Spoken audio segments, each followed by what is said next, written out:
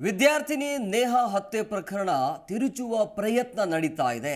ಸರ್ಕಾರದ ಕುಮ್ಮಕ್ಕಿನಿಂದ ಪೊಲೀಸ್ ಇಲಾಖೆ ತಿರುಚುವ ಪ್ರಯತ್ನ ಮಾಡ್ತಾ ಇದೆ ಅಂತ ವಿಧಾನಸಭೆ ಪಕ್ಷದ ವಿಪಕ್ಷದ ಉಪನಾಯಕ ಅರವಿಂದ ಬೆಲ್ಲದ್ ಈ ರೀತಿಯಾಗಿ ಆರೋಪವನ್ನ ಮಾಡಿದ್ದಾರೆ. ನಾನು ಕೂಡ ವಿಡಿಯೋ ಮತ್ತು ಆ ಸ್ಟೇಟಸ್ ಅನ್ನು ನೋಡಿದೆ.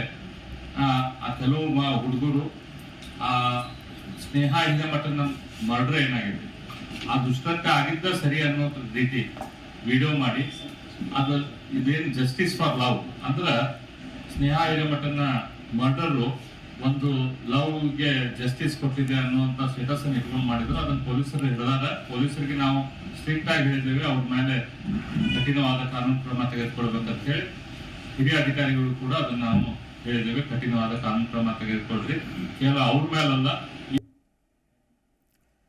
ಹುಬ್ಬಳ್ಳಿಯಲ್ಲಿ ನೇಹಾ ಹಿರೇಮಠ ಬರ್ಬರ ಹತ್ಯೆ ಪ್ರಕರಣಕ್ಕೆ ಸಂಬಂಧಪಟ್ಟಂತೆ ರಾಜ್ಯದಲ್ಲಿ ಕಾನೂನು ಸುವ್ಯವಸ್ಥೆ ಸಂಪೂರ್ಣವಾಗಿ ಹಳಿ ತಪ್ಪಿದೆ. ಅಲ್ಪಸಂಖ್ಯಾತರಿಗೆ ಮಾತ್ರ ರಾಜ್ಯ ಕಾಂಗ್ರೆಸ್ ಸರ್ಕಾರ ಇದೆ ಅಂತ ದಾವಣಗೆರೆಯಲ್ಲಿ ಎಂಎಲ್ಸಿ ಎನ್ ರವಿಕುಮಾರ್ ಆಕ್ರೋಶವನ್ನ ಹೊರಹಾಕಿದರು.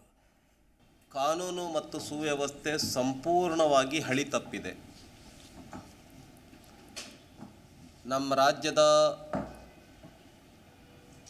ಯುವತಿಯರಿಗೆ, ಮಹಿಳೆಯರಿಗೆ ರಕ್ಷಣೆ ಇಲ್ಲ ಅಂತ ಅನ್ನೋದಕ್ಕೆ ಈಗ 3 ದಿನದ ಕೆಳಗಡೆ ನಡೆದಂಥ ಹುಬ್ಬಳ್ಳಿಯ ನೇಹಾ ಹಿರೇಮಠ್ ಎಂತಕ್ಕಂಥ ಕಾಲೇಜು ವಿದ್ಯಾರ್ಥಿನಿಯ ಹತ್ಯೆ. ಜಿ ಕನ್ನಡ ನ್ಯೂಸ್ ಈಗ ನಿಮ್ಮ ಮನೆಯಲ್ಲೇ ನೋಡಿ.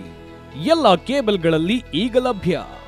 ಸನ್ Direct 292, Jio TV 1334, U digital 162, city cable 51, GTPL 17, Abhishek cables 821, rock line telecommunication 51, Shri Basaveshwara number 60, Vinayaka digital number 53, in digital number 896ರಲ್ಲಿ.